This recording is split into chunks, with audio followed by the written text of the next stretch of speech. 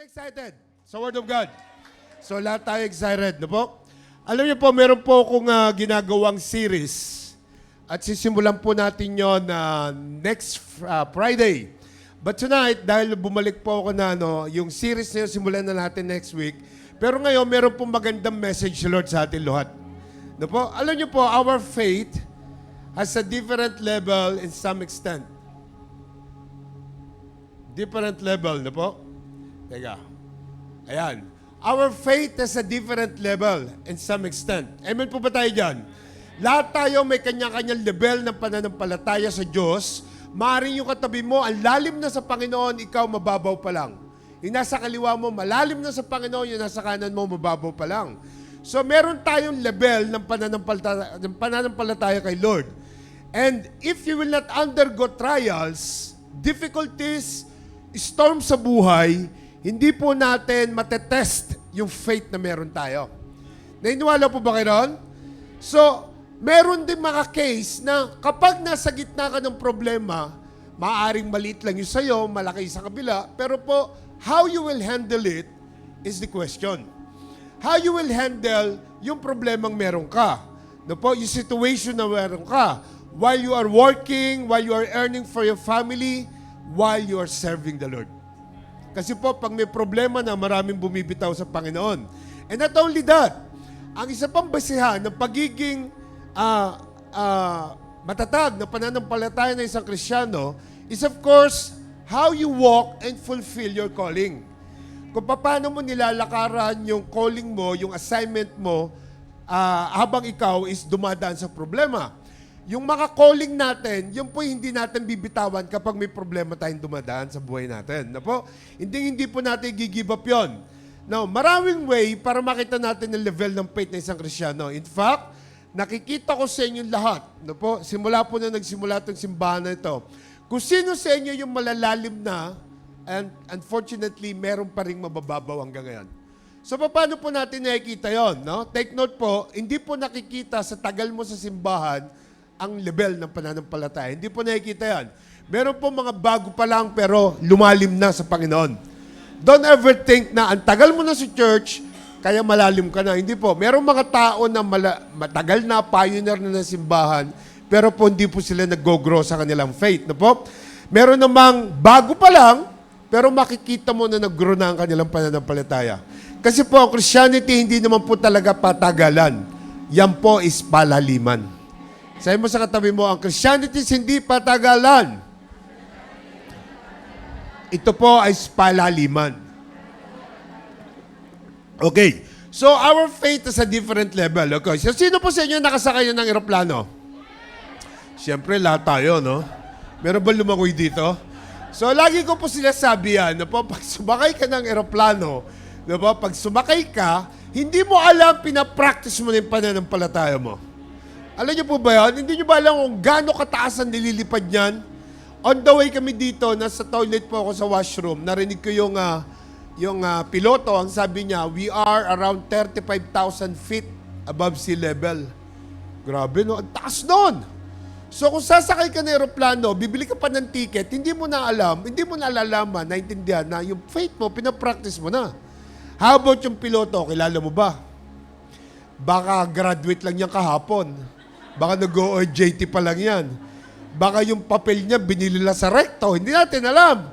Tama? Hindi naman natin kilala yung piloto. In fact, hindi mo mga nakikita yung mukha niya kung sino siya. Tama? So, pero, at the same time, hindi mo alam yung level ng faith mo na te-test pag ikaw yung sumakay ng eroplano. Hindi mo lang alam yan. No po? Next, kapag ikaw yung naglagay ng pera sa bangko, hindi mo ba alam na yung pananampalataya mo nandiyan din? Okay? Hindi mo ba alam yon? Kasi po, pag ikaw naglagay ng pera sa bangko, paano mo nasigurado na yung tumanggap ng pera mo, walang inside job at bukas, hold upin yung bangko? Tama? Parang very practical thought lang na, oo nga, no? Di ba? Nag-i-invest tayo sometimes, di ba? Yung investment, ako, nadali ako dyan sa investment na yan, di ba? So yung faith natin, once you release your money to the bank and deposit it, meron din kasamang faith yon. How about yung pagpunta mo rito sa West Zone? Every Friday. Yung pupunta ka rito, Iba sa inyo nagta-taxi, iba sa inyo may sariling car, iba sa inyo nagbabas, tama? Iba sa inyo naka-scooter. Yung faith mo gumagana na rin. Why? Because you want to come here worshiping the Lord, but how you are sure you will reach here safe and sound? Tama? Okay, magaling kang driver. How about yung sasakyan na katabi mo? Tama? Amen? Kasi po aksidente talaga is one click lang. At habang ikaw is nananampalataya makakapag-church ka, amen, yung faith mo na ando na rin na makakarating ka at makakauwi ka na ligtas. How about yung food na kinakain natin? Alam niyo po ba, no, okay nasa Zayed University pa, kami po ni Pastora Grace, in-invite po kami ng aking office mate na Indiano. Pagdating namin sa bahay nila, isang pamilya sila, na nilagyan kami ng mga pika-pika roon, po, mga mani-mani, tapos yun ang inihain sa amin.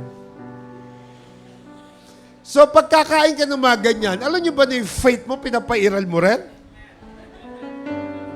Alam niyo po, sa kanila pala, kapag hindi ka kumain, ihain sa'yo, ano sa kanila yan? Bad. Hindi mo pwede. Kailangan kumain ka kahit na papano. So sabi ko kay Pastora, Mami, kakain tayo by faith and not by sight. Amen. Kasi mahirap kainin yung mga ganyan, tama? Lalo na kung di ka sigurado, di ba?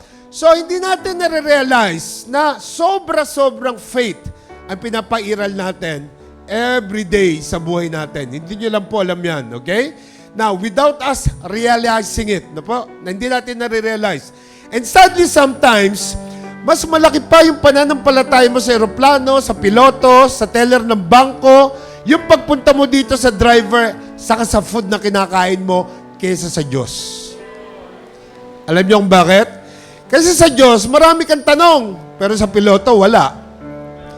Sa bank teller, wala. Tama? Sa naghain ng food sa'yo, wala. Pero sa Diyos, sometimes, ang daming tanong ng tao.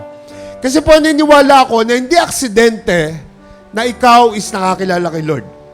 Meron pong plano ang Diyos sa buhay natin. Sa New Testament po, pag nagbasa ka ng 4 Gospels, yung book of Matthew, Mark, Luke, and John, pag nag-meditate ka sa mga teaching ni Jesus, now, makikita mo yung lahat ng miracles na pinakita ng Diyos doon. At since lahat ng iyon, ipinakita sa Biblia, para gawing example at tayo manampalataya. Amen? Amen po ba? For the development of our faith at lahat ng mga magbabasa ng Biblia. Nagtuturo siya, pinapakita niya sa atin yung miracles na meron doon. Dahil ang gusto ng Panginoon, lumalim ka sa paniniwala at pananampalataya. Kaya nga siguro dumadaan tayo sa mga challenges, sa mga storms, sa mga difficulties ng buhay because Jesus wants us to strengthen our faith. Amen. Niniwala ba kayo ron? Now, in fact, tingnan po natin sabi sa Book of Matthew. Pakibasa nga sabi sa Book of Matthew. Truly, I tell you, if you have faith, say to this mountain, move from here to there, and it will move.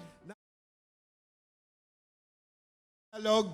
Sumagot si Jesus, dahil mahina ang pananampalataya ninyo, sinasabi ko sa inyo ang totoo. Kung may pananampalataya kayo na kahit kasinlaki lang ng buto ng mustasa, masasabi ninyo sa bundok na ito, lumipat ka roon at ililipat nga ito. So ano sinasabi ni Jesus dito? Kung meron ka lang daw pananampalataya na kasinliit ng buto ng mustasa, kaya mong utusan yung mga bundok na gumalaw, simula rito hanggang doon, gagalaw siya. In other words, kahit nagabundok pa ang challenges mo sa buhay, problema mo, trials, storms, no po? The scripture says, a mustard seed size of faith can move that mountain from one place to another place. Tama po ba? In other words, mga anak, listen to this. If you have the faith, God has the power. Sabay-sabay nga tayo. 1, 2, 3, go! If you have the faith, go! Kalapit namin katabi mo. Sabi mo sa kanya, 1, 2, 3, go! Meaning, kung meron kang pananampalataya sa isang sitwasyon na meron ka, may kapangyarihan ng Diyos na gawin ko naman ang pinanampalatayahan mo sa sitwasyon na meron ka. Meron siyang gagawin because meron kang faith. Yung faith po ang nagbibigay ng sagot sa lahat ng problema natin. So, ang ibig sabihin, kung ang pananampalataya mo ay active, ang pananampalataya mo is powerful, ang pananampalataya mo is so strong, a mustard seed kind of faith can move a difficulties na kasinlaki ng mountain sa buhay nating lahat. Trials na kasinlaki ng mountain, storms na kasinlaki ng mountain, even any kind of challenges na malaki pa sa mountain, kayang alisin ng Diyos sa buhay mo. Basta meron ka ng faith. Now, although hindi naman recommended ni Jesus na kailangan lang maliit ang faith natin at pananampalataya mo, kasi nga sa scriptures, mababasa mo na nire-rebuke ni Jesus ang mga disciples. Tingnan nga natin, ano sabi rito? Why are you afraid, O you of little faith? Now, tandaan nyo po, hindi against si Lord kung meron man tayong mustard seed kind of faith.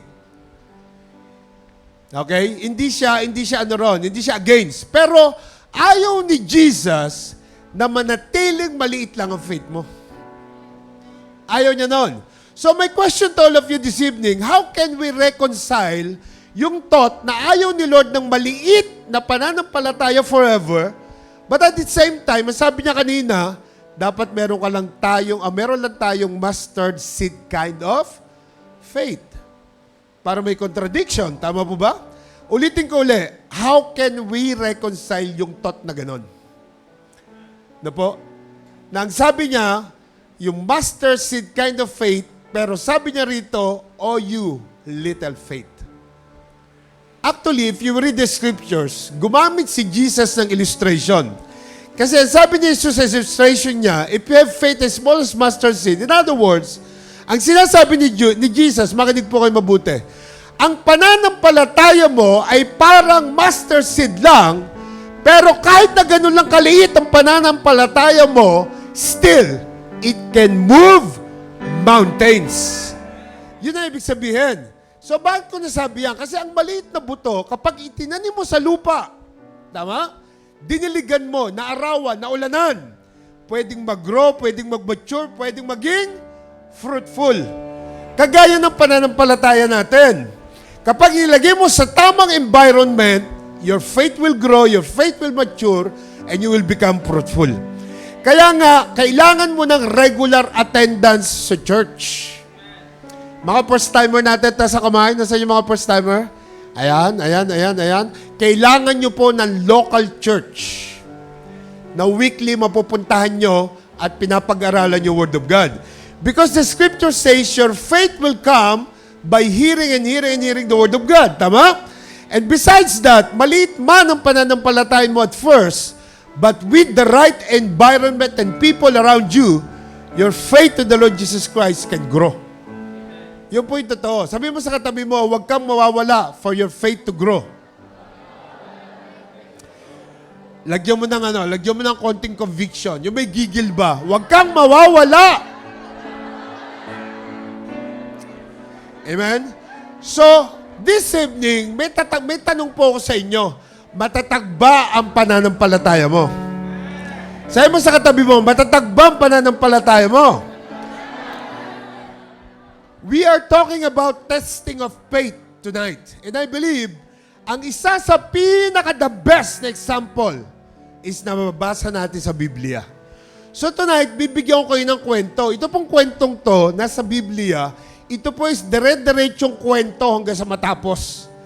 At titingnan natin kung nasaan yung testing of faith dito. Okay? Kilala nyo ba si Jairus? Sino nakakilala kay Jairus? Sino nakakilala kay Jairus? Buti na lang, may 4 na nakakilala kay Jairus, no? So, taas ang kamay. Sino nakakilala kay Jairus? Ayan, taas lang ng taas para matapos tayo na mabilis. Tama? Okay. So, if you will notice, no po, ito po si Jairus. Listen to me carefully. Maganda po yung story to. Isa siyang leader ng synagogue. Nagsaserve siya kay Lord.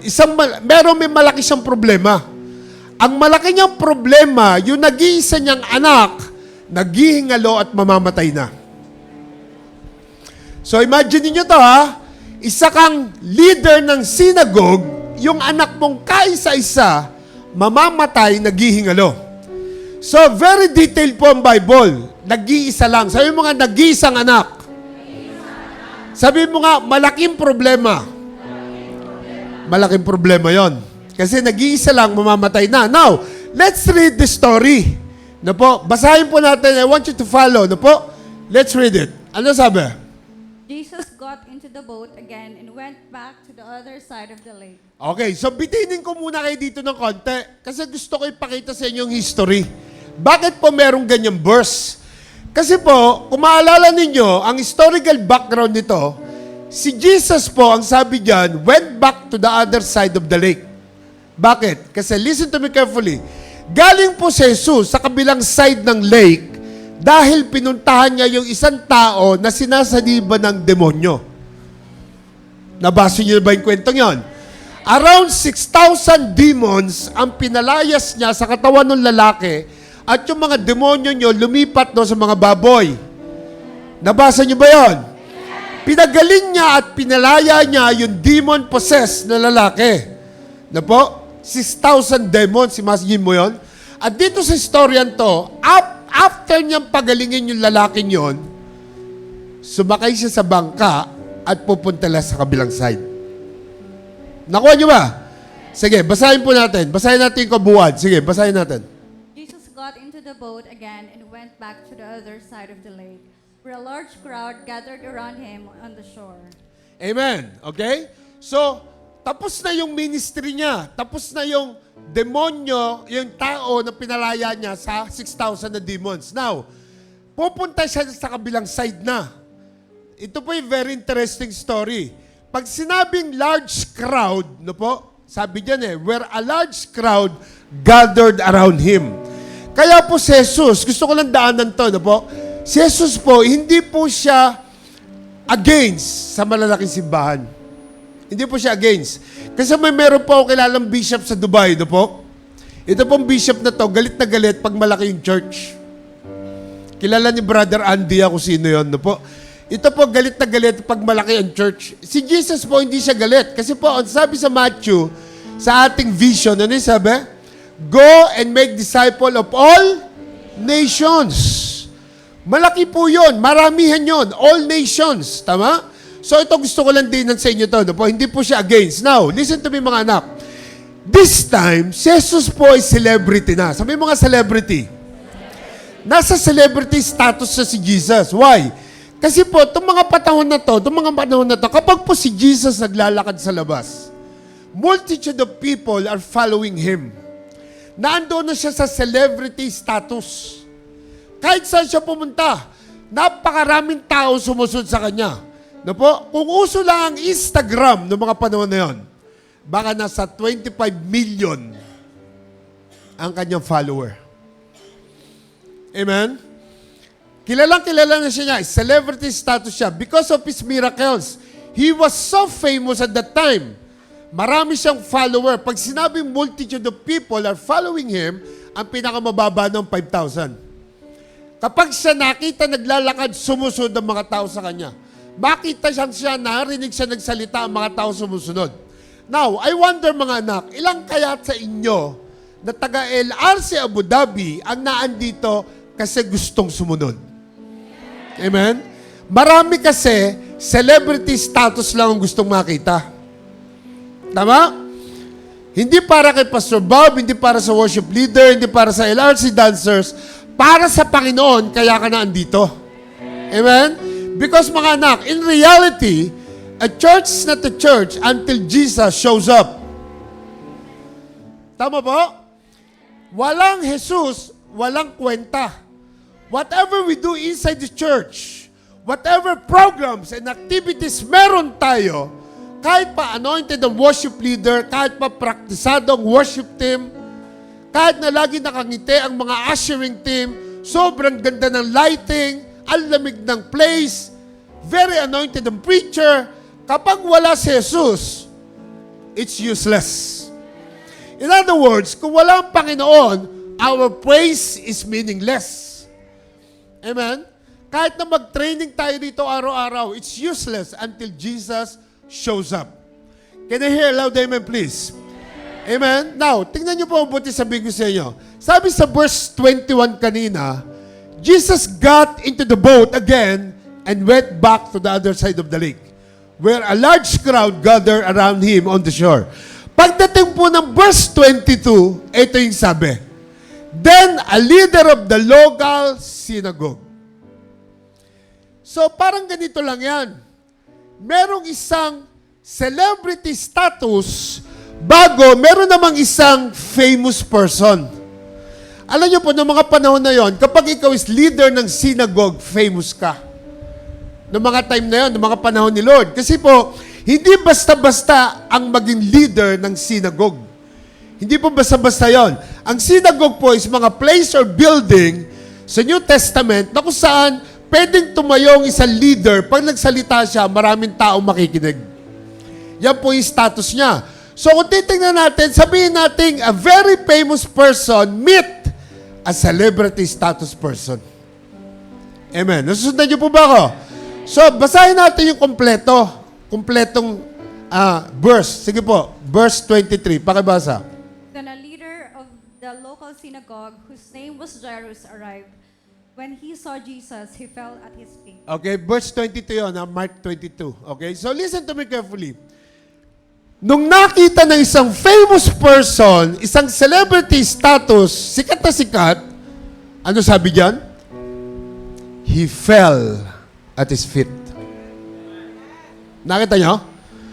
So, hindi lang to nagpa-follow sa Instagram. Hindi lang siya nagla-like. Hindi lang siya nag-heart comment sa Facebook. No, hindi. But listen to this. Itong taong ito, na famous na mga panahon na yon, leader na synagogue, nagpapagamit kay Lord, servant ng Panginoon, knowing na pwede naman siyang ma-videohan at ma-viral sa YouTube, pero it doesn't matter. Hindi siya nakipag-handshake kay Jesus. The scripture says, he fell at Jesus' feet. So tingnan natin, bakit niya ginawa yon? Bakit siya lumuhod? Pakibasa yung susunod, 23. Pleading fervently with him, my little daughter is dying, he said. Please come and lay your hands on her. Heal her so she can live. Amen. So wag niyong aalisin sa isip nyo na itong taong to is synagogue leader. Leader siya ng synagogue. Okay? He was so desperate. At ang sabi diyan, pleading fervently with Jesus. Bakit? My little daughter is dying. Sabi niya. So, nagpatira pa siya sa Tagalog.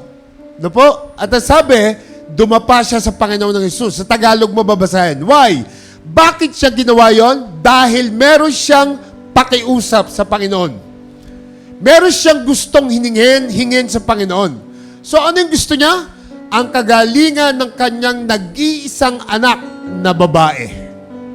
Na during that time, paglapit niya kay Jesus, naghihingalo na. Are you following me? So, kahit na isa siyang kilala leader na synagogue, bakit niya kailangan gawin yung mga bagay na yon? Ang lumuhod, magpatira pa, ang dumapa, halos. Alam niyo kung bakit? Dahil meron siyang matatag na pananampalataya na gagaling ang anak niya sa Panginoong Hesus. Palakpakan nga natin ang Panginoon. Come on. At na-realize ko to. Na-realize ko. Kahit na mayaman ka, kahit na kilala kang tao, kahit na sikat ka pa, kahit na impluensyado ka, kahit na edukado ka, darating at darating sa punto ng buhay mo na mangangailangan ka sa Panginoong Hesus. Hindi maiwasan yan.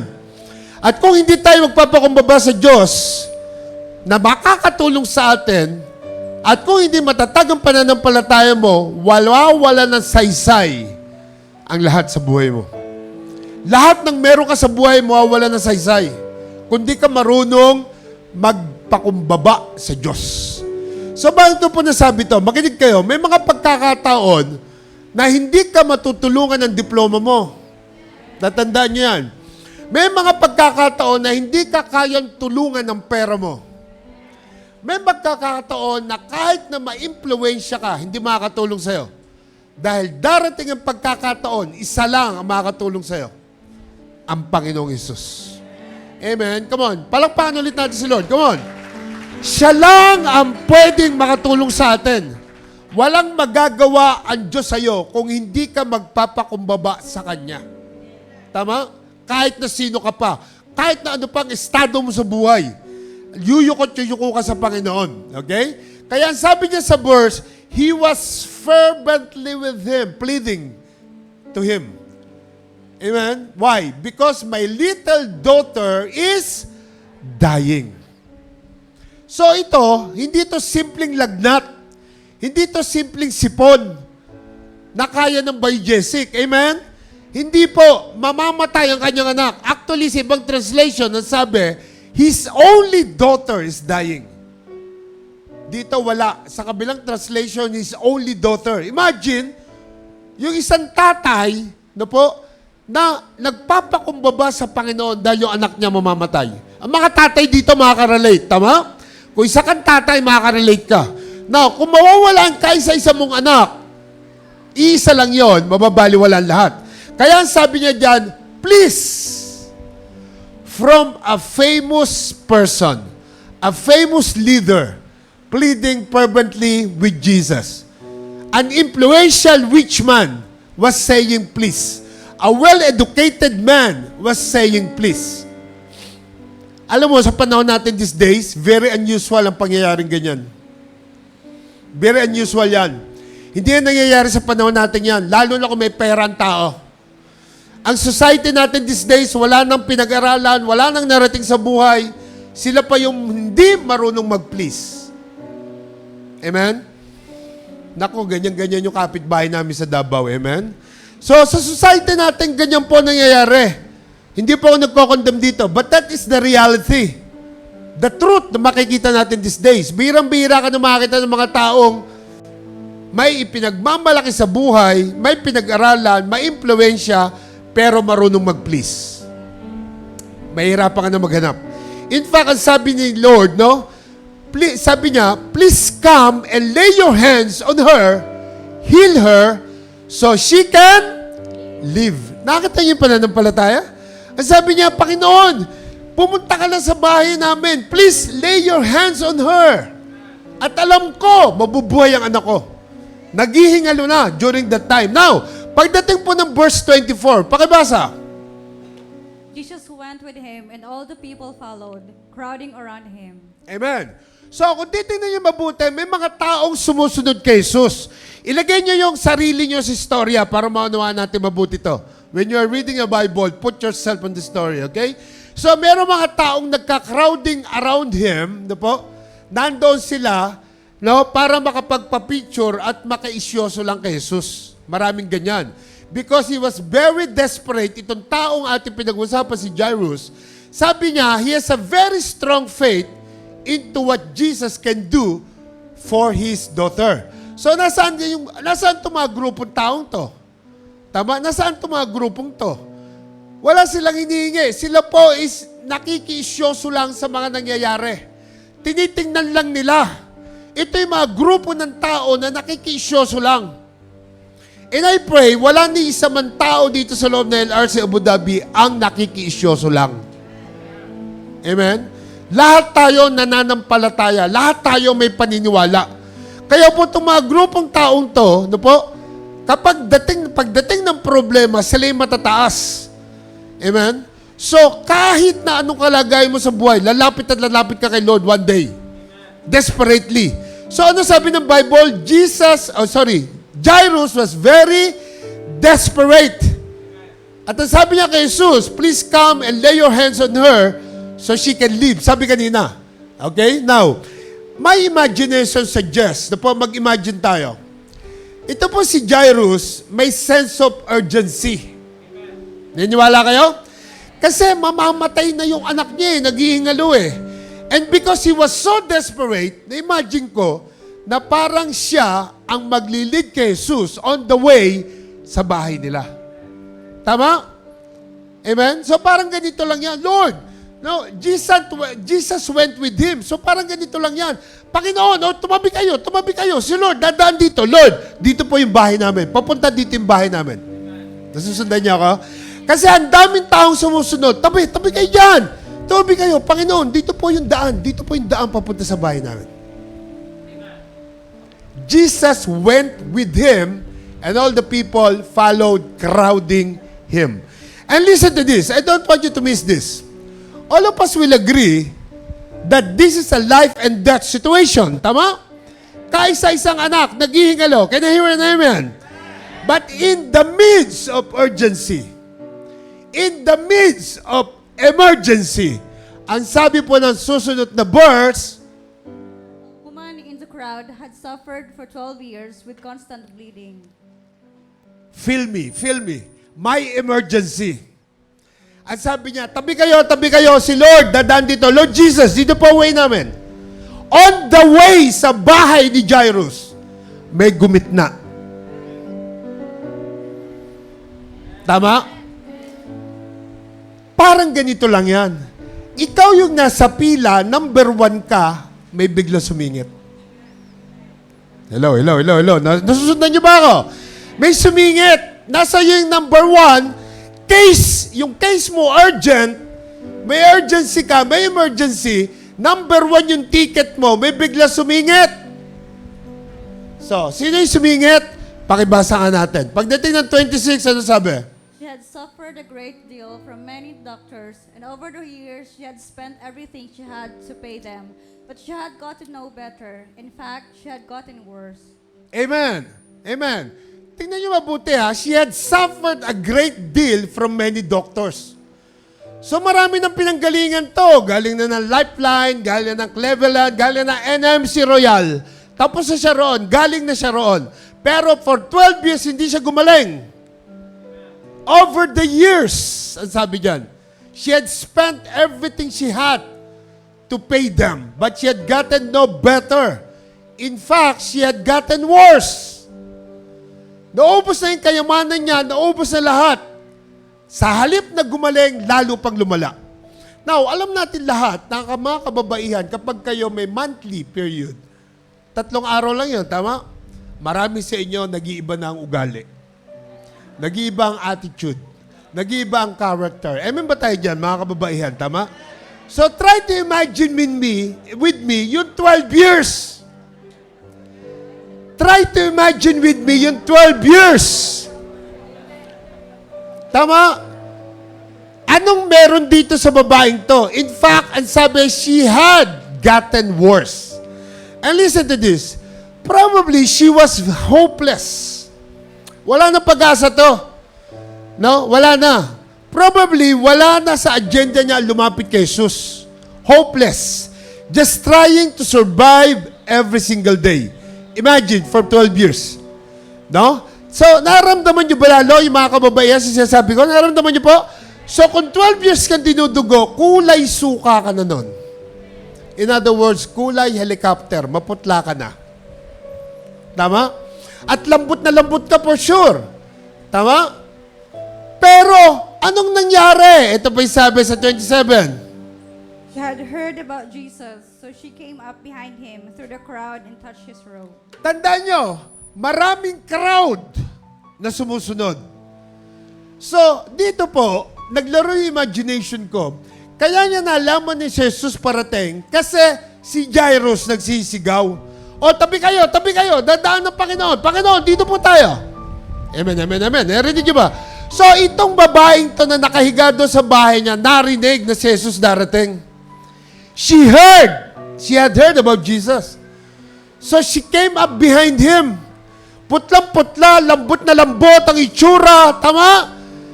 Nilakasan niya yung loob niya. Nagpakatatag niya. Amen? Kahit na nanghihina siya. So, ano meron sa babaeng to? Pagdating ng 28, pakibasa. For she thought to herself, if I can just touch his robe, I will be healed. Amen. Kung magkakaroon lang ng paligsahan ng pananampalataya, kung magkakaroon lang, kanya yung first place. Tama? May nanalo na. Tama? Ang sabi itong babaeng to, naisip niya, kung mahahawakan ko lang yung laylayan ng damit ni Jesus, gagaling ako sa aking nararamdaman. So itong babaeng ito, At si Jairus kanina, na tatay ng bata, example ng mga taong matatag ang pananampalataya. Sobrang tatag nitong mga to. And I will tell you, nung narinig niya na walang bigla yung panghina niya. Bakit? Kasi ito na yung chance niya para gumaling. Alam niya yun. Sigurado siya roon. So, nung narinig niya si Jairus na nagsisigaw, si Jesus na andyan, dumadaan, naglaks loob siya, bumaba siya. At ang sabi niya, if I can just touch His robe, I will be healed. That's faith. Amen? Nakita niyo yung pananampalataya? Samantala lahat ng ospital, napuntahan niya na, naubos niya yung pera niya, tama? Anong meron sa babaeng to? I know I will be healed.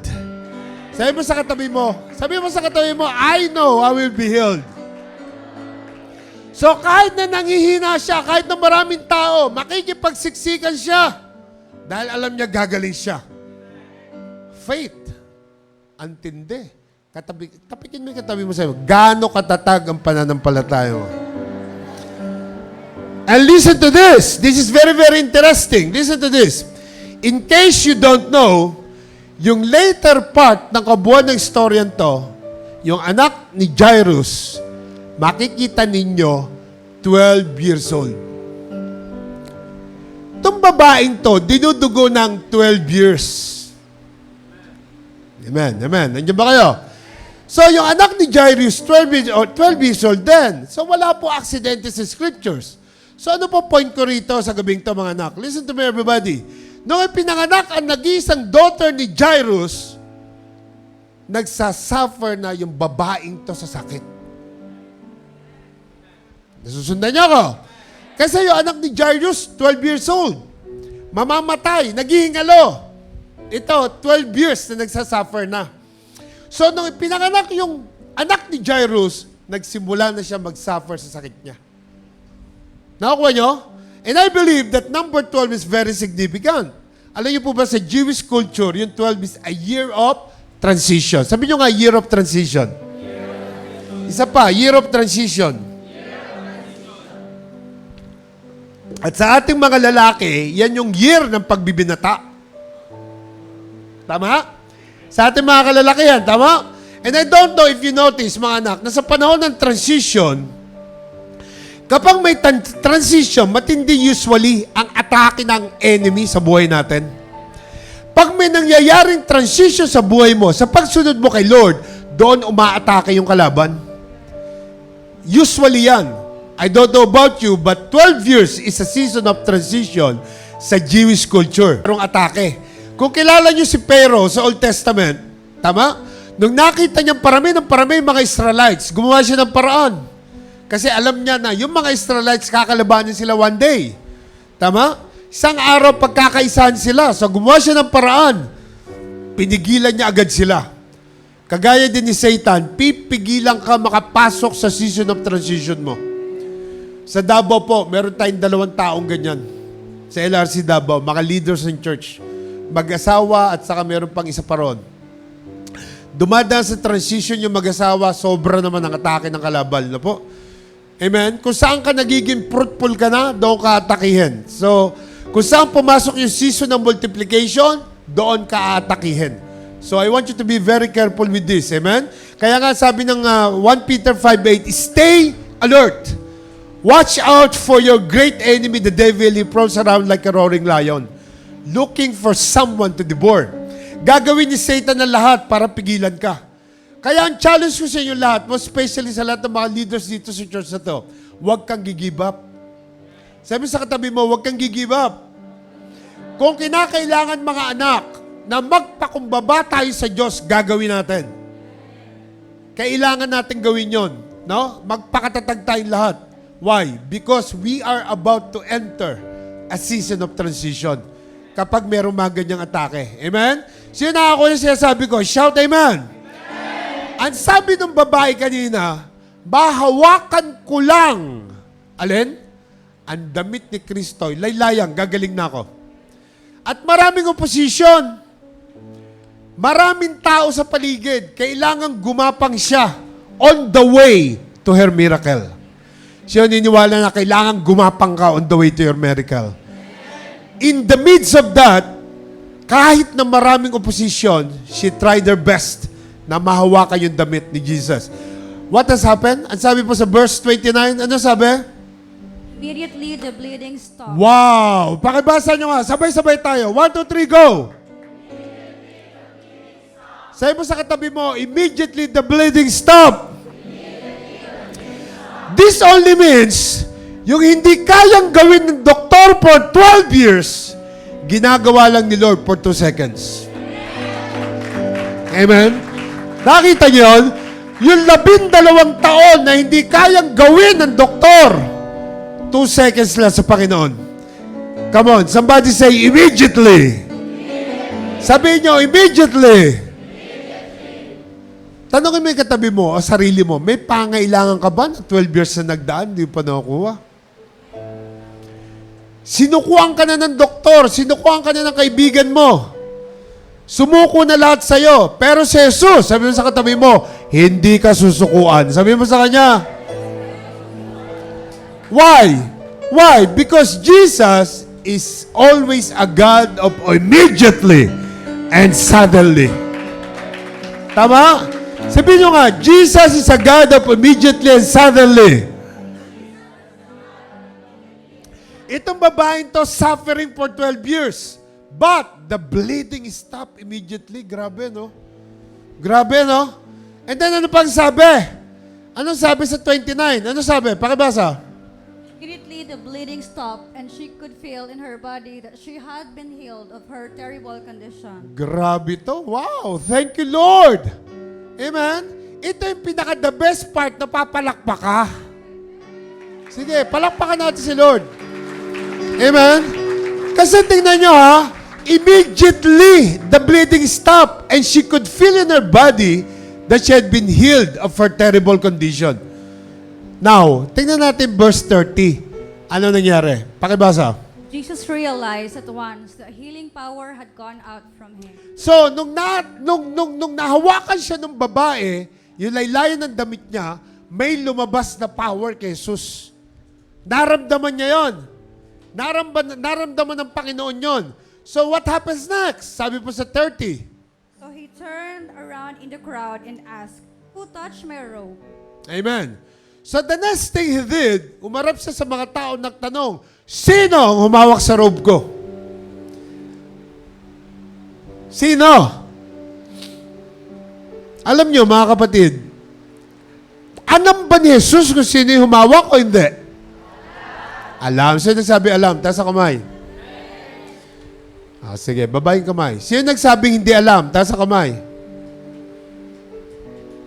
Yung mga hindi nagtaas, wala kayong alam? Kasi hindi naman lahat nagtaas.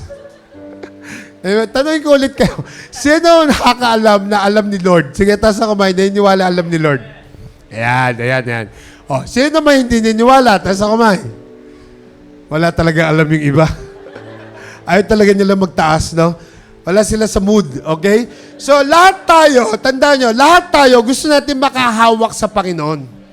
Lahat tayo. Tama? Alam nyo ba, tuwing piyesta ng Quiapo, lahat sila gusto makahawak. May dala pa silang tuwalya, good morning sunshine. Lahat sila, gustong-gusto nila makahawak. Gustong-gusto nila makapunas. Tama? Nandiyan po ba kayo? At imagine ninyo, sa mga pagkakataong ito, imagine natin, right now, habang nagkakaroon ng galingan moment doon, si Jairus nakatunganga. Hello. Tandaan nyo, nasa kanya ang number 1 na ticket. Siya yung servant, siya yung leader of synagogue. Pero nangyari, Panginoon, dito sa lugar namin, dito, tabi kayo dyan. Panginoon, dito po yung way. May sumingit sa pila. Tama? At habang nagpapagaling, habang nagtatanong si Lord kung sino ang taong humawak sa akin, si Jairus naghihintay. Ano yung kaso ni Jairus? Emergency. Urgency. Pwede niyang tanungin, Lord, sandali, number 1 ako sa pila. Ba't nauna pa yan? Bakit inuna mo yan? On the way na tayo, yung anak ko mamamatay, Lord. Amen. Are you following me?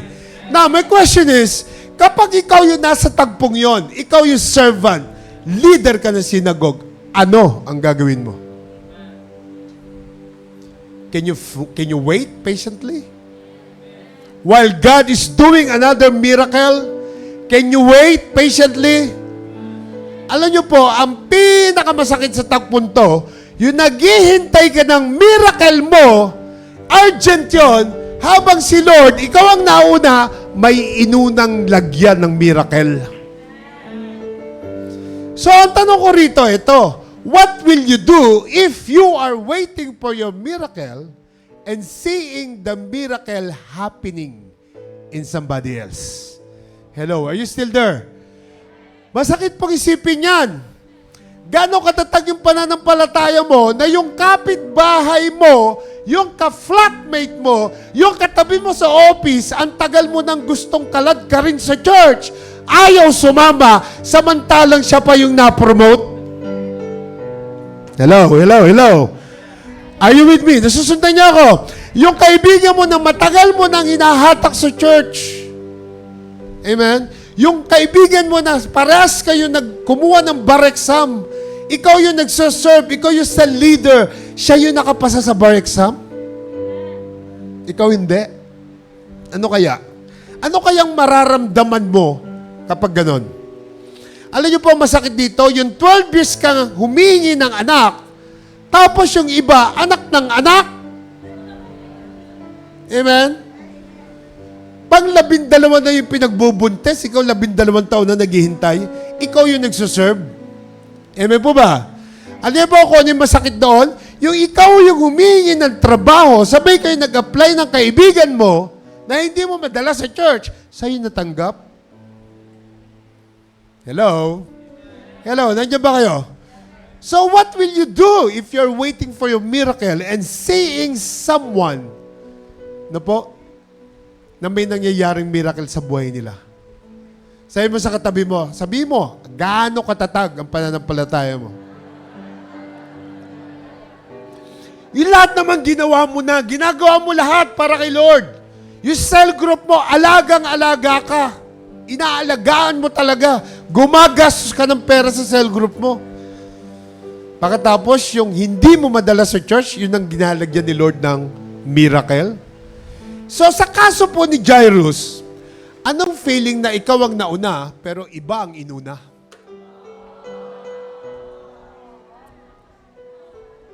Sabi mo sa katabi mo, kalabitin mo lang, kalabitin mo. Ano yung feeling mo na ikaw ang nauna, pero iba ang inuna? Maraming ganyang istorya. Mapa-ministry man o mapa-love life. Tama? So, paano mo matetest ang pananampalataya mo? Na ikaw ang nagsuserve, pero iba yung bine-bless. So, ang unang test para mapatunay at maging matatag yung pananampalataya mo, ang una kasi, meron delay. Sabi mo nga, delay. Kasi, ang pananampalataya usually is strong, powerful, matatag lang, unless may delay. Amen? Matatag ang faith mo, sobrang tatag, pero pag may delay na, ano kaya? Makikita pa kaya natin yung katatagan ng faith mo? Kung saan ikaw yung may sense of urgency, ikaw yung may emergency, una kapag nakakuha ng ticket, number 1 ka, tama?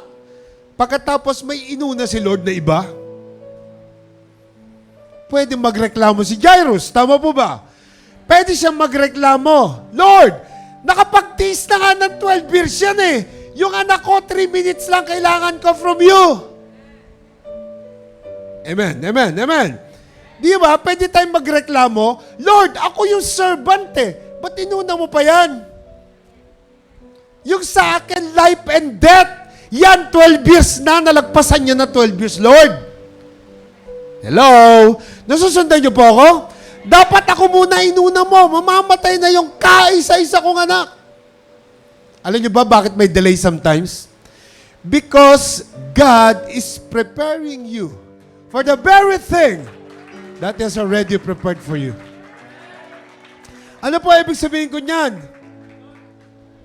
Kahit na yung iba nakakuha ng blessing and you don't, kahit na yung iba na po-promote and you are not, kahit na iba yung gumagaling, ikaw hindi, ang sabi ni Lord dyan, nakaprepare na yung para sa'yo.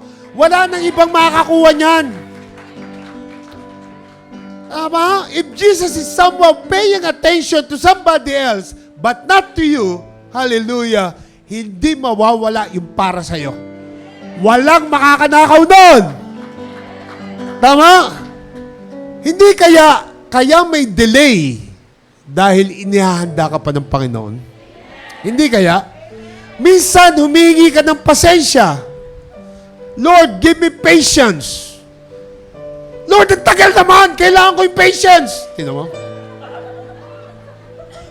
Amen? Sabi ni Lord, grabe ka naman, humingi ka ng patience. Sigaw-sigawan mo pa ako para sa patience. Kaya hingi mo lang eh. Hindi ka pa nga tapos mag-amen. Tama? Amen. Nandiyan ba kayo? Sabi ni Lord, tatagalan ko pa yan para makita ko yung katatagan ng pananampalataya mo. Amen?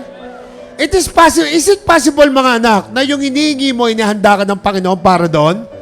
Tama? Tingnan po yung sabi ng Romans 12:15. Sabay-sabay tayo. Be happy. 1, 2, 3, go.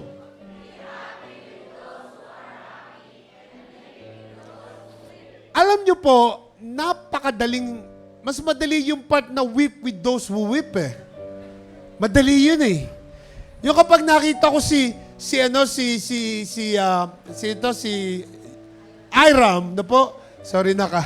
Ito si Iram. Si Iram is umiiyak, madaling makiiyak eh. Tama? Pero siya yung na-promote, ikaw hindi, kaya mo kayong maging happy para sa kanya? Amen. Amen, amen, amen. Nandiyan ba tayo? Amen? Kapag nakita mo yung katabi mo may iyak ka na nga eh. Pero yung natutuwa yung katabi mo, kasi bilis siya ng Panginoon, haba ikaw hindi, may duda ako dyan, magiging masaya ka rin. Tama? Kasi kalimitan, crab mentality tayo, di ba? So what will you do if somebody else is getting their victory, but you are still waiting for your own victory? Tama? Mga anak, makinig po tayo mabuti. Ang tunay na test ng faith, kung gaano ka katatag, hindi yung waiting. Alam niyo ko, no? The true test of faith is not waiting, but the attitude while you are waiting. Amen? Anong attitude meron ka? Yung tipong nakikiselebrate ka sa mga classmate mo na nakapasa sa board exam, samantalang ikaw, hindi. Amen? Kaya mo kayang makisaya sa kanila? Can you celebrate for their victory habang ikaw is hindi naman nakapasa? Habang ikaw ay naghihintay for your own victory? Alam niyo po, through my own experience, may dinidevelop ang Panginoon lagi sa atin. May dinidevelop ang Panginoon. Kaya kailangan magtiwala ka kay Lord. And listen to this. Kasi kung pinagpala ng Diyos ang kapitbahay mo, meaning kapitbahay mo siya, ikaw nakasunod doon. Tama? Naandoon din lang si Lord sa tabi ng bahay mo. So when God blesses your neighbor, it means God's plan is your next. Amen? Kaya huwag ka maging crab mentality. Tama? Amen. Tandaan niyo po, huwag niyo kalilimutan, delay is not denial. May nakaabang para sa'yo. Sige ba, palakpakan niyo si Lord. Yung malakas na malakas. Hindi porket delay, hindi na darating. Tandaan niyo, si Lord ang may hawak ng oras. Hindi tayo. Amen? Tandaan niyo po sabi sa Isaiah, but those who wait upon the Lord will renew their strength. Because God is developing something in you. Tama? May tinuturo ang Diyos. Kaya kailangan marunong ka mag-wait. Buti pa nga ang Chicken Joy, willing mag-wait. Alam niyo ba yung patalastas nila, hindi niya alam na. Amen? Tama? So, ang pangako ng Diyos, hindi tayo bibiguin. Mag-wait tayo lahat. Tama? Sabi mo sa katabi mo, God is always working behind the scene. Maaaring hindi siya on time sa time frame natin, Tama? Pero po, hindi ibig sabihin, ang miracle is not in motion. May mangyayaring miracle. And most of the time, God is just preparing you and me. Meron siyang ipine-prepare po para sa atin. Come on, palakpakan natin si Lord na malakas. Come on. So sabi kanina, who touch my robe? Sinong humawak sa robe ko? Basahin natin susunod na verse. Pakibasa. His disciples said to him, "Look at this crowd pressing around you. How can you ask who touched me?" Alam niyo, natawa ako rito sa verse na to. Palagay ko, pagod na yung mga disciple. Gutom na. Mga tao mo si Jesus nagtatanong, ang sagot niya, his disciples said to him, "Look at this crowd pressing around you. How can you ask who touched me?" Si Lord yun, yung kausap niya. Pagod na, amen? Pagod na siya. Pabalang na yung sagot nila kay Lord. Tama? Tingnan natin verse 32. Verse 32, ano sabi? But he kept on looking around to see who had done it. Alam nyo, kahit na ang God is all-knowing, naghahanap siya ng testimony. Amen? Tingnan natin 33. Pakibasa. Then the frightened woman, trembling at the realization of what had happened to her, came and fell to her knees in front of him and told him what she had done. Kita mo, natakot yung babae. Natakot siya dahil nakita niyang hinahanap ni Lord kung sino yung humipo sa laylayan ng damit niya. Tingnan niyo yung reaction ng babae. Tama? Tingnan niyo. Sabi niya, then the frightened woman, trembling at the realization of what had happened to her, came and fell to her knees in front of him and told him what she had done. Sa takot niya, no, sa Panginoon. But tingnan yung 34. Ano sabi? And he said to her, "Daughter, your faith has made you well. Go in peace, your suffering is over." Amen! Tingnan niyo? Hindi man lang nagalit si Lord. Kasi sometimes, ang testimony mo, kailangan ng Diyos. Amen? Nakita niyo yung 10 bilyas ng Panginoon, pinagaling, ilan yung bumalik? Isa lang, nasa yung siyam. Ang kailangan ni Lord, testimony. Although alam niya, kailangan niya ng testimony. Kaya sabi niya rito, hindi siya nagalit. Ang sabi niya, your faith has made you well. Now, listen to me carefully. Hindi sinabi ni Lord na, I healed you, you can go. Your suffering is over. No. Ano sabi niya? Your faith. Dahil sa pananampalataya mo, gagaling ka. Tama? Yun ang sinasabi ng Biblia lagi. Your faith has made you well. Sabi mo sa katabi mo, your suffering is over. Amen? Kailangan ni Lord ng testimony. The God of heaven and earth, the God who created the universe, stopped the bleeding of the woman for 12 years. And listen to me, ha? If He can stop for a bleeding woman, He can also stop you from whatever pain that you have in your life. Tama? Because He never changed. He's the same yesterday, today, and forever. Tama? Ang sabi niya, who touch my robe? Naku, nagkaturoan pa sila. And then finally, umamin yung babae. So hindi siya hinusgahan ng Diyos. Napakabuti ng Diyos natin. Tama? And this is the time, and this is the place, na po, kung saan ang babae po is nakita niya, o nakita ni Lord yung pananampalataya ng babae. Buriin mo 12 years, kayang baguhin ng Panginoon in just 2 seconds. Amen? Now, punta tayo kay Jairus. Tapos na tayo doon sa babae. Si Jairus ang tutukan natin. Nasaan na nga ba si Jairus sa topic na to? Si Jairus po para isang artista. No? Binayaran ng talent fee, pero walang dialogue. Alam niyo, may talent fee, pero walang dialogue. Nakatuwa nga lang siya roon eh. Imagine niyo yung istorya. Si Jairus nakatayo lang habang nangyayari lahat yon. So, nasa si Jairus? So, hawi-hawi siya ng mga tao, may bigla sumingit, napatayo na lang siya without even talking, no? Sige po, 35, ano sabi?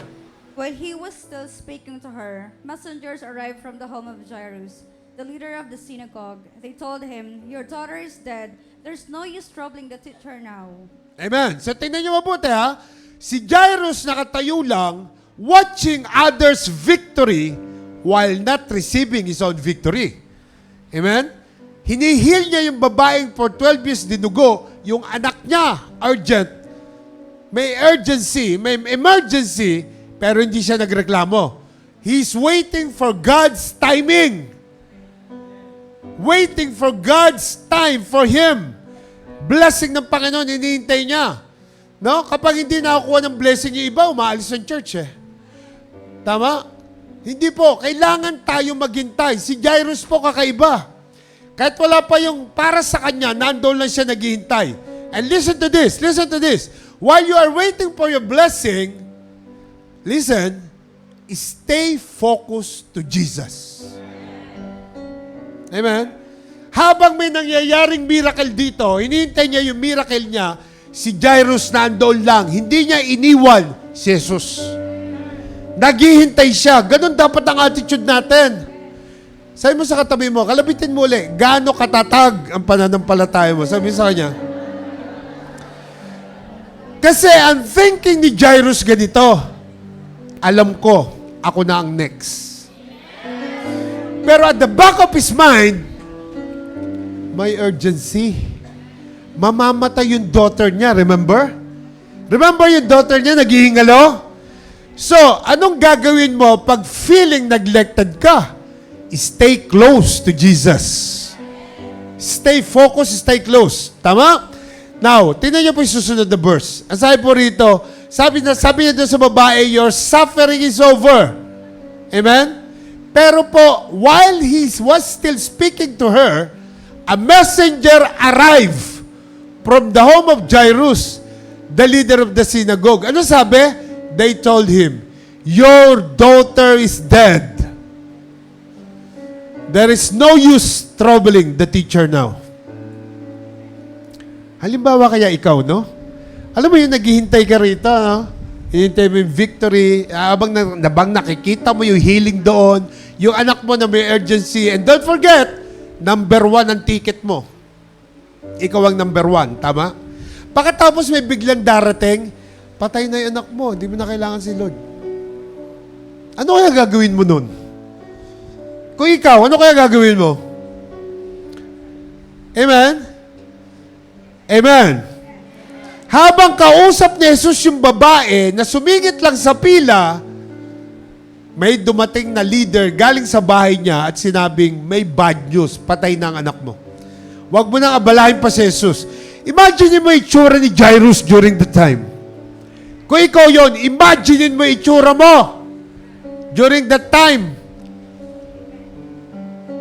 Di ba? Baka yung ticket na hawak mo number 1, ihagis mo kay Lord sa galit mo.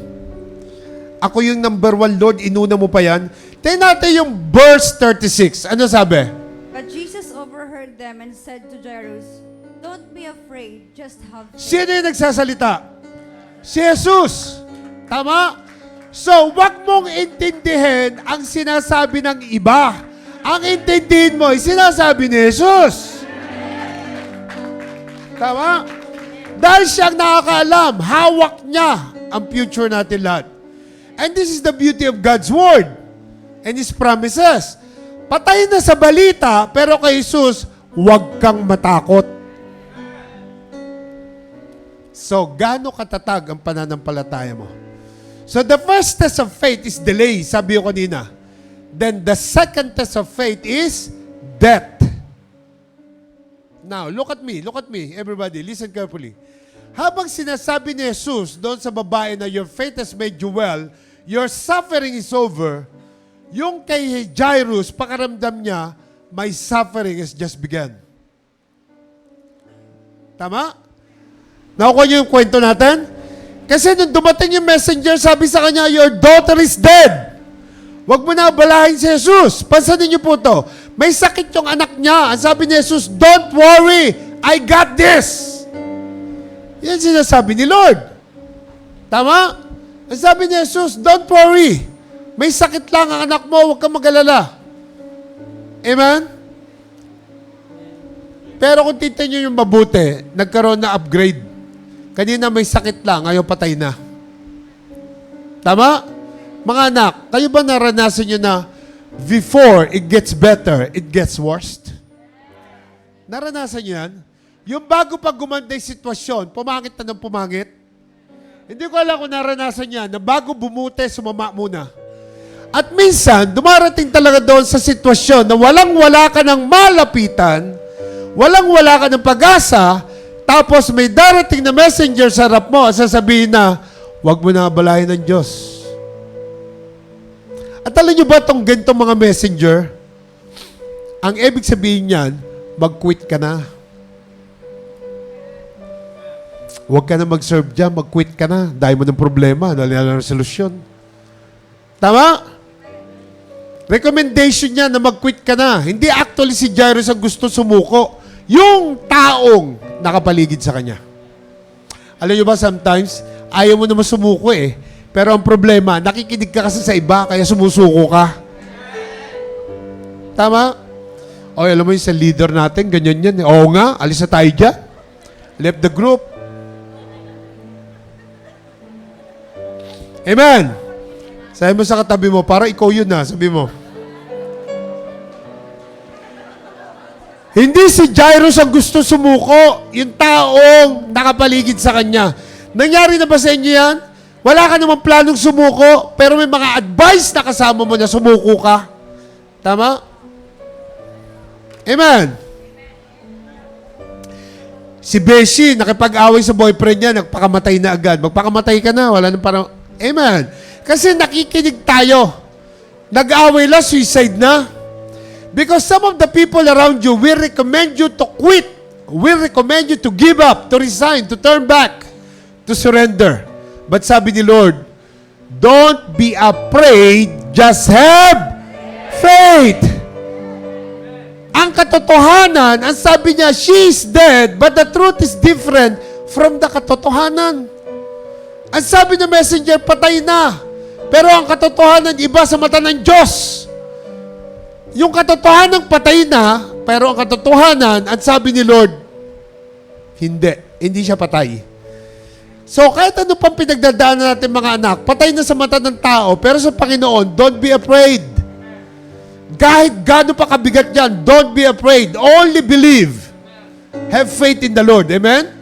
Actually, sa Greek word, yung don't be afraid and don't be afraid is keep on believing. Pag tinignan nyo yung Greek word ng don't be afraid na yan, keep on believing. Amen? So, hindi po tayo susuko. Tama? Amen? So, naniwala si Jairus nung una. Siya pa yung humawi. Bakit ngayon ka pa susuko? Tama? Alam niyo po, nung nagsimula na, sinabi ni Lord na, sige, pupunta ako sa bahay mo, nandun siya sa gitna eh. So, in distance nung simula sa simula hanggang gitna, parehas din yun yung gitna hanggang bahay mo. Nakarating ka na sa gitna, susuko ka pa. Tama? Nakapagtagumpayan mo na yung delay. Napagtagumpayan mo na yung death. In other words, what Jesus is saying, don't listen to what He said. Listen to me. Papunta ako sa bahay mo. Huwag ka mag-alala. Then, 37. Then Jesus stopped the crowd and wouldn't let anyone go with him except Peter, James, and John, the brother of James. So, pupunta na siya. So, may imagination sa Jess na kung una, si Jairus ang nauuna, hinahawi niya yung mga tao. Ngayon, si Jesus lang nauna. Amen. Palapakan natin si Lord. Come on. I can sense in my spirit this point na si Jesus na mismo yung nauna. Siya yung nagli-lead. At sabi niya sa mga tao, walang susunod. Diyan lang kayo. So, sino sinama niya? Si Peter, si James, at si John, the brother of James. At alam niyo po ba, naniniwala ako na kapag merong mga bagay na gusto mong gawin, hihingi ka ng miracle sa Panginoon, ang isasama mo, yung ka-espiritu mo, hindi yung ibang spirit. Amen? Yung mga taong naniniwala rin kay Jesus. Amen po ba? So, pinaiwan ni Jesus ang crowd. Ang sinama niya lang sino? Si Peter, si James, at saka si John. Kasi sometimes, meron ka talagang kailangang iwan. Alam niyo, if you want to experience your miracle, your breakthrough, may iiwan ka talaga. Hindi pwedeng wala kang iiwan. Hindi lahat pwede mong isama. Tama? So, yung intercessory prayer team lang ang sinama ni Lord. Si Peter, si James, at saka si John. So, tingnan po natin verse 38. Ano sabi rito? When they came to the home of the synagogue leader, Jesus saw much commotion and weeping and wailing. So sabi diyan, Jesus so much commotion, weeping and wailing. So talagang merong commotion kasi may patay eh. Talagang may weeping kasi may patay, tama? May iyakan talaga, of course, pagdating niya sa bahay. Tama po ba? Normal lang yon sa isang bahay na may patay. Pero tingnan niyo po, ang sabi ni Lord. He went Sige. inside and asked, "Why all this commotion and weeping? The child isn't dead. He's only asleep." Oh, nakita niyo? Sige, palakpakan niyo si Lord. Come on! Ang sabi nung kasama niya, patay na yung anak mo, wag mo nang intindihin si Lord, wag mo nang istorbohin. Nung pumasok si Lord sa bahay, why all this commotion and weeping? The child isn't dead. She's only asleep. So, sino paniniwalaan mo? Yung boses ng iba o yung boses ng Diyos? Tama ba? Listen to this. You need to understand in the Jewish culture, may mga crying ladies talaga sila. Alam niyo yung panood. Sino nakapanood ng pelikula ni Sharon Cuneta? Yung mga crying ladies. Meron po talaga ng mga panahon na yon. No po? At para lang maging malungkot ang lamay, may iyakan talaga. Kung magaling ka umiyak, 1,000 a night. Kung meron kung di ka naman kagalingan, 300 lang. Okay na yon. Tama? Hindi nila kilala ang patay, pero may iyakan talaga. Alam niyo pa, mga kamag-anak ang mga crying ladies sa panahon na yon? At sino yun? Sino yun? Nag-iiyak lang kapag patay ka na. Pero nung nasa hospital ka, hindi ka naman dinalaw. Tama? Amen? Sino yun? Yung mga kamag-anak natin na kapag buhay ka pa, nasa hospital ka, hindi ka pupuntahan, pero patay ka na iyak doon. By the way, I'm so blessed na po na yung sponsor ko, napuntahan ko sa hospital. Nabalita yung nangyari kay Rev Joel? Napaka-bless ko po. Papunta na ako ng Davao noon, nasa Maynila ako. Papunta na ako kinabukasan. Kasi may naayos nga tayo sa Maynila, no po. Palipad na ako nung dumating sa akin yung news. Sinanap ko kung nasaan siya pinuntahan ka. Alam niyo po ba, nawa ko yung kamay niya, iyak siya, iyak. Kasi nagulat siya, hindi nakitang nandun ako eh. Hindi niya na-imagine na nandun ako sa hospital. Pinag-pray ko po siya at hindi ko makakalimutan yon yung time na yon, no po, na nagkita kami, tumingin siya sa akin. Pero pagbalik ko sa Davao, 3 days na ako ron namatay. Namatay po si Rev Joel, no po. Namatay. Ang buhay po talaga natin, napakaiksi lang mga anak. Kaya po napaka-importante na hindi tayo bibitaw kay Lord. Mas magandang datnan ka ng kamatayan, nagsiserve ka kay Lord. Amen? Alam mo yon, yung namatay ka, nagsiserve ka, active ka, hindi ka nag-backslide, hindi ka bumitaw. Yun ang importante sa lahat. Kasi po kamatayan, ganun lang talaga. Oh. So sino mag-iisip nun, nakabakasyon lang sila? Tama? Amen? Nandiyan ba kayo? So, ang tingin ng tao, patay na, pero kay Lord tulog lang. Same girl, same subject, but different conclusion. Tama?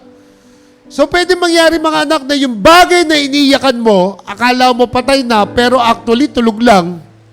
Tama? Now, listen to this. Are you weeping for something that you can still rescue? Huh? Why are you weeping over something you can still recover? Huh? Are you there? Narinig niyo po ba ako? Bakit po tayo umiiyak sa mga bagay na pwede pang i-rescue? Pwede pang gawa ng paraan. Kasi may Diyos ka naman. Yun ang pagkakaiba natin. Meron tayong relationship kay Lord versus wala.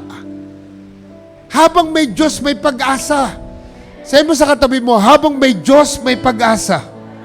Tama? Huwag po nating iyakan yung mga bagay na sa tingin mo, wala na. Pero sa tingin ng Panginoon, meron pa. At sabi ko rito, why are you mourning about something that can still be restored? Tama? Kailangan mo lang na matatag na pananampalataya. Bumaksa ka sa bar exam, try ko ulit next time. Katapusan na ba ng mundo? Naiwan mo yung cellphone mo, iPhone, naiwan mo sa public toilet. Pagbalik mo, nawala na. Oh, anong gagawin mo ngayon? Ha? Bumili ka ng bago. Yung Motorola bilhin mo para carry ka. Motorola. Amen? Huwag ka mag-mourn sa isang bagay na pwede pa namang restored. Stop mourning for something that can still be restored. Sabi ng doktor, may cancer ang nanay mo. Ipagpasa Diyos na lang natin. Grabe nung sinabi, ipagpasa Diyos na lang, nagwala na lahat. Iyakan na lahat. Kasi nagka-cancer yung nanay mo, hindi mo kasi ipinagpasa Diyos. Kaya yung sinabi, ipagpasa Diyos, parang wala ng pag-asa, no? Bakit ganon? Pag may narinig tayo sa doktor, kayo po ba yung kamag-anak? Opo, kami po. Ipagpasa Diyos na lang natin. Grabe. Pagkasabi nun, nag-iikutan na sa sahig yun. Nag-iiyakan na. Tapos yung kapatid mo na abogado, pipicturean yung doktor. Gawin mo lahat para sa nanay ko. Nakaka-relate tayo, no? Talagang ang tingin natin, pag pinagsa Diyos, wala na pag-asa, tama? Amen? So ano nangyari? Nung sinabi ni Lord na, itigil ang iyakan, tulog lang yan. Ano sabi niya? The crowd laughed at him. Grabe, nagtawanan yung mga tao. Kasi patay na eh. Ba't sabi ni Lord, buhay pa, natutulog lang. The third test, the third test of faith, kung talaga matatag ka, disbelief. Amen? Because sometimes when you talk about faith, people will laugh at you. Mga kaibigan mo, yakadin mo sa church. Pagtatawanan ka niyan. Dalin mo sa Panginoon. Pagtatawanan ka niyan. Minsan pinag-uusapan tayo kasi test of faith, disbelief. Mga baliw kayo, kanta kayo ng kanta, iyak kayo ng iyak, lundag kayo ng lundag dyan, maya tawa kayo ng tawa, mga baliw. Tama? Why? Kasi po, yung mga taong yon is disbelief meron sila. Kaya tayo, dapat hindi po tayo nasiniwala roon. Okay lang maging baliw para basta sa Panginoon. Tama? Oo, baliw ka. Baliw tayong lahat para kay Lord. Tama po ba? Natatawa na sila ngayon, pero in the end, tayo ang tatawa in the end. Tama? Why? Because your faith is being tested. Tama po ba?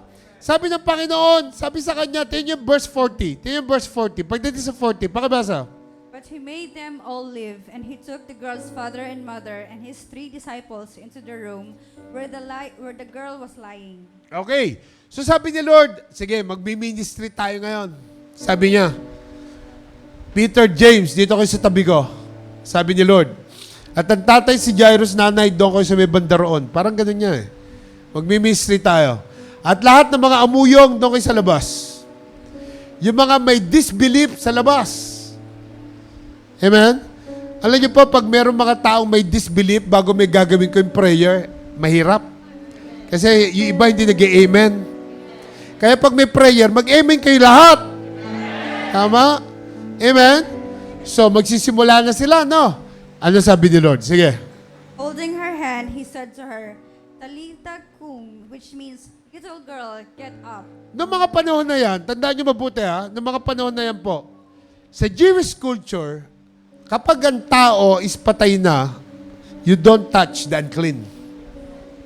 Hindi mo pwedeng hawakan. Kasi po, magiging unclean ka rin. Yun po yung mga panahon na yun. Pero ibahin mo ang Panginoong Yesus. Yung unclean, nagiging clean kapag hinahawakan niya. Amen? Worship team, bakit kayo rito? Ganyan po ang Panginoong Yesus. So sabi niya, sabi ni Jesus, hinawakan niya yung kamay and he said to her, ano sabi diyan? Yung Talitha kum, which means little girl, get up. Yun po yung meaning niyan. Talitha kum, which means little girl, get up. So ano pa nangyari sa 42? Pakibasa. And the girl who was 12 years old immediately stood up and walked around. They were overwhelmed and totally amazed. Hallelujah!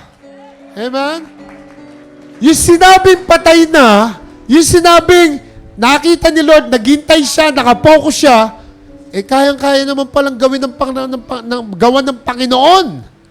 Na po, ng solusyon. Tama? Alam niyo po, yung faith at saka fear cannot be coexisted. Hindi mo pwede yun. Hindi mo pwedeng may faith ka, at the same time, may fear ka. Kung kailangan mo ng miracle, dapat 100% may faith tayo. Nung nawala yung mga doubters, nung nawala yung mga yung mga unbeliever, nangyari yung miracle. Amen? Naniniwala po kayo? Ang gusto ni Lord, manampalataya tayo sa Kanya. Dahil kaya niyang gawin ang anumang miracle sa buhay natin. Tama? Tumayo nga po tayo lahat. Tumayo tayo lahat. Listen to me mga anak. During these days, sa mga panahon na to, hindi pa tapos yung PowerPoint ko na ka. Kung meron ka na experience na sa tingin mo wala ng pag-asa, listen to this. Kung may na-experience ka na dead na sa buhay mo, tandaan niyo po, whatever dead na situation, for example, dead relationship, dead financial situation, dead passion, dead vision, amen? Kung meron kayo naramdaman na ganyan, dead purpose, dead dreams, ano man patay sa buhay mo, always believe that Jesus can resurrect it to power. At tatandaan nyo, sige, palakpakan niyo si Lord. Sa pananampalataya natin mga anak, meron talagang delay, meron death, sometimes may disbelief. But lagi yung tatandaan kung hindi nyo nakikita at nararamdaman si Lord. At sabi ko rito, God's not just passing by. He will show up for you one time, one day. Tama? Ang Panginoon po, hindi ka i-ignoren. Hindi ka ignoren ng Panginoon. Hindi ko alam kung nasaang season ka ng buhay mo right now. But if you will just believe with all of your heart and mind and soul, but if you will just believe in the name of Jesus, tandaan niyo po, si Lord, you weren't skipped, not forgotten. You were selected for something greater. Kailangan lang po natin maghintay. Alam ko marami sa inyo may pinagdadaanan right now. Alam ko po yan. Marami sa inyo may pinagdadaanan, marami sa inyo dumadaan sa so much pressure sa buhay. Lahat tayo. Kung makikita niyo po si Jairus kanina, si Jairus po, naandoon siya, naghintay lang. Pero may sumingit. Pero wag niyo kalilimutan, ha? She touched him, but you were the one he came for. Ang Panginoon sa iyo ang tungo. Maaring pinagaling yon, pero ang purpose ng Panginoon sa iyo. Maaring may pinagaling, maaring may bless na ibang tao, pero si Lord may purpose sa buhay mo. At huwag niyo kalilimutan yan, ha? Huwag niyo kalilimutan na sa nangyari po kay Jairus at nangyari po kay doon sa babaeng dinudugo, saan nangyari yung miracle? Saan nangyari? Her miracle was in the crowd. Sa street. Yours is in the house. Meaning, ano ibig sabihin nito? Meaning, lahat po tayo is kasama ang pamilya mo, ang buong sambahayan mo sa purpose ng Diyos sa buhay mo. Maaring ngayon, nahihirapan ka. Maaring sabi ng mga nanay, tatay mo, hindi ako naniniwala dyan. Ang sabi ng kapatid mo, sabi ng asawa mo, hindi ako naniniwala dyan, ikaw na lang. Pero huwag niyo tatandaan, huwag niyo kalilimutan. Sabi ni Lord, if you will serve the Lord, you and your household will be saved. Amen? Ang purpose ni Lord sa bahay mo, kagaya ng ginawa niya kay Jairus. Now, I want you to make declaration before we worship the Lord. Ready ba kayo mag-declare ng something? I want you to make declaration. How many of you wants to declare something good bago tayo mag-uwi tonight? I want you to raise your hand. Come on, everybody. Before we sing this, I want you to declare this. Come on, sabay-sabay tayo. 1, 2, 3, go!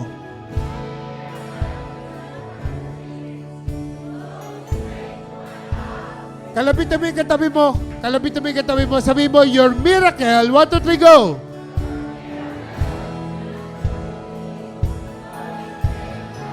Sa kabila. Sa kabila. Sabi mo, 1, 2, 3, go!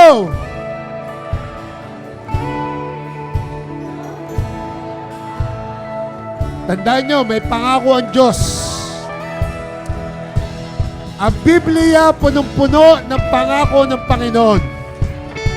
And tonight, dahil bagong balik lang ako, I want you to receive yung mga promises si Lord sa buhay mo. So kung meron ka pinagdadaanan right now, we will sing to the Lord right now. We will worship the Lord right now. Come on, give it all to God right now. Give it to Him right now. Come on, everybody.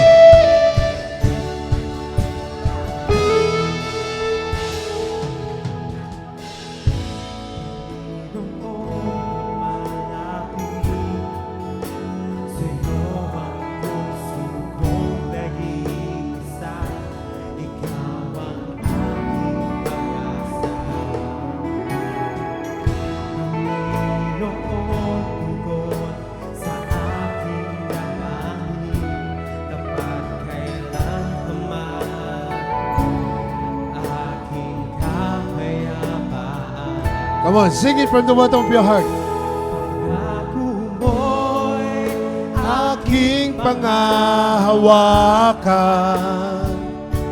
Pangako mo'y aking ko sandigan. Pangako mo'y tapat. At magpakailanman ako ay di iwan o pababayaan man. Pangako mo'y aking pangahawakan. There are 7,000 promises of the Lord sa scriptures.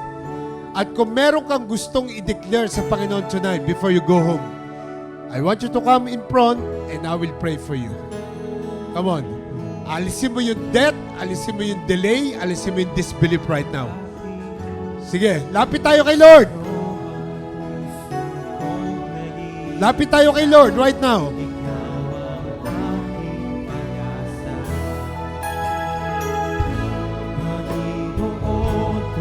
Come on, worship Him, worship Him. Hallelujah. Hallelujah, Lord. Come on, worship Him. Pangako mo'y aking pangahawakan. Lapit kayo rito, lapit kayo rito. Sa unahan.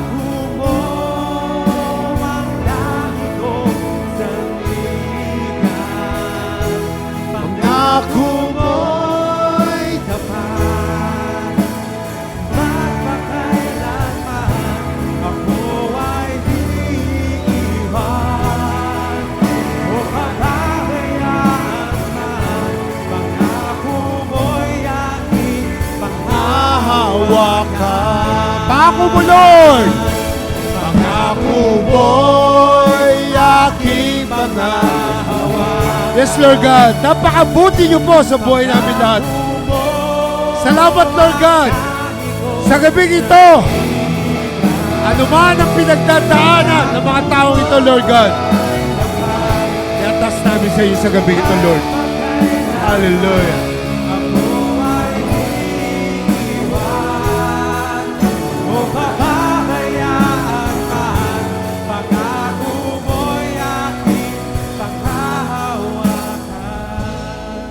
Panginoon, sa oras na ito, Lord, alam niyo po ang pinagdadaanan ng mga kapatid kong ito, Lord. Alam niyo po ang kalagayan nilang lahat. At sa aming narinig ngayon, maaring hindi pa dumarating yung para sa amin. Maaring yung matagal na namin hinihintay. Maaring yung sagot na matagal na namin hinihintay from you, Lord. According to the word that we have heard tonight, maaring may delay pero hindi kami bibitaw. We will stay close to you, Panginoon. We will still focus on you, Lord God. Maaring ang tingin namin tapos na, death na, pero Lord, alam namin, iba ang tingin mo sa tingin ng tao. Alam namin, Panginoon, na habang kami nabubuhay at meron pananampalataya sa inyo, hindi nyo kami iiwan at hindi nyo kami pabayaan. Lord, hindi kami maniniwala sa mga taong nagsasalita around us. Dahil naniniwala kami. Meron kaming belief on you, Lord God. meron kaming faith. At ang mga taong ito, Lord God, na habang nakataas yung mga kamay nila, Lord, habang nakapikit ang mga mata nila, Lord God, you're the only God who knows the situation of each and every one of them, Lord God. Panginoon, sa gabing ito, ang mga taong ito, Lord, lumalapit sa inyo. Nagpapakumbaba sa inyo, Panginoon. At sa pamagitan po ng kanilang pananampalataya, kagaya po ng babaeng dinudugo for 12 years, kagaya po ni Jairus, Panginoon, Lord, naandito sila ngayon upang ipakita sa inyo na meron silang pananampalataya, Panginoon. Meron silang pananampalataya at paniniwala na sa gabing ito, na ayon sa inyong kagustuhan, na ayon sa oras nyo, Panginoon, ibibigay nyo sa kanila ang kanilang pangailangan. Come on, everybody. I want you to raise up your hand. Come on, everybody. Dalawang kamay, dalawang kamay. Sige, Lord. Lord, ipuin nyo sila right now. Ipuin nyo sila right now. Ipuin nyo sila right now. Lord, ipuin nyo sila. Whatever the needs, in the name of Jesus, in the power of the Holy Spirit, in Jesus' name, receive it, receive, receive. Receive, whatever is that, receive it in Jesus' name. Receive in the name of Jesus. Receive in the name of the Lord. Receive it. Whatever you need, in the name of Jesus. In the name of Jesus. In the name of the Lord. Hallelujah.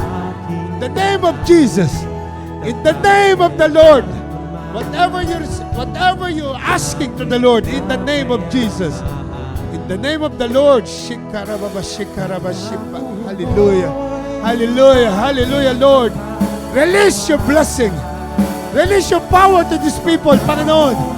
Let your name be glorified. Let your name be testified, Lord.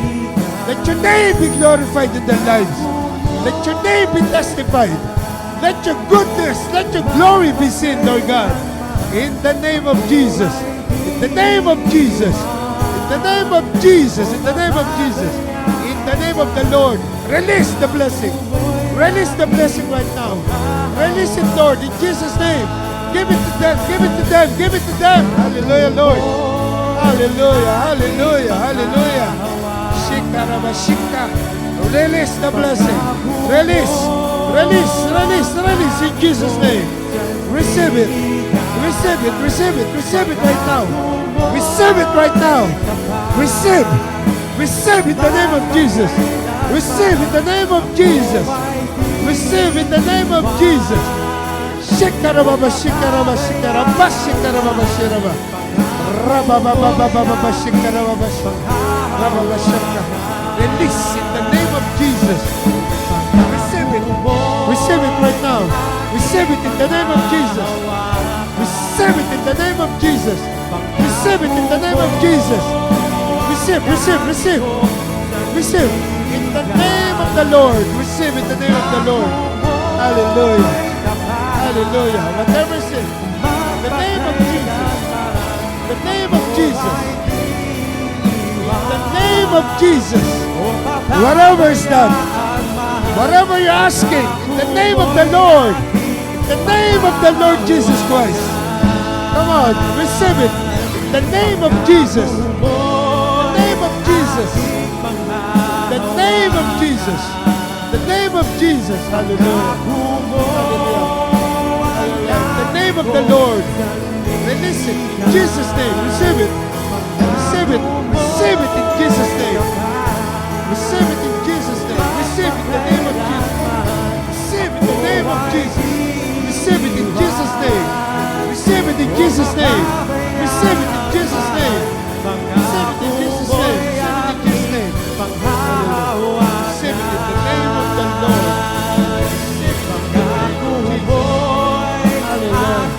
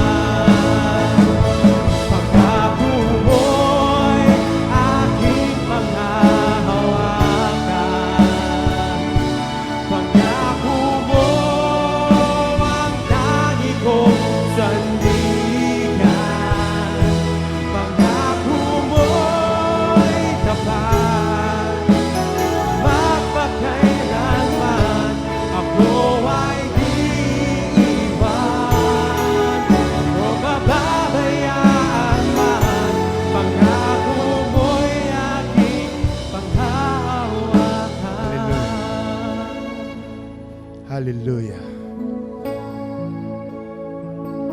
Panginoon, sa gabing ito, Lord, patuloy po ako nagpapakumbaba sa inyong harapan, Panginoon. Hayaan niyo, Lord, na mga taong nanampalataya sa gabing ito, Lord God, lalabas na may kagaanan sa buhay nila, Lord. Alam namin, Panginoon, ang pagsubok hindi nawawala sa buhay namin. Na habang kami nabubuhay, Lord God, ang pagsubok nandyan lang. But habang nabubuhay rin kami, Panginoon, hindi kami bibitaw sa paniniwala at pananampalataya na iyong kang Diyos, na kayo ang Diyos na buhay na sasagot sa lahat ng aming mga pangailangan. Sa gabi ito, Panginoon, lahat sila may pananampalataya sa inyo, Lord. And you said to your word that your faith, our faith, will make us healed, Panginoon. Healed sa anumang karamdaman, healed sa financial breakthrough, healed sa anumang broken relationship, at anuman ang pangailangan, Panginoon, ng bawat isa, Lord God. Hayaan nyo ang pangalan nyo ang ma-testified dahil you are our provider. Jehovah Rapha, Jehovah Jireh, Panginoon. You are the God of all gods, the King of all kings, the Lord of all lords. We thank you for tonight, Panginoon. Thank you, Lord. Thank you, Lord. Thank you, Lord. Salamat po. In Jesus' name. And everybody will say,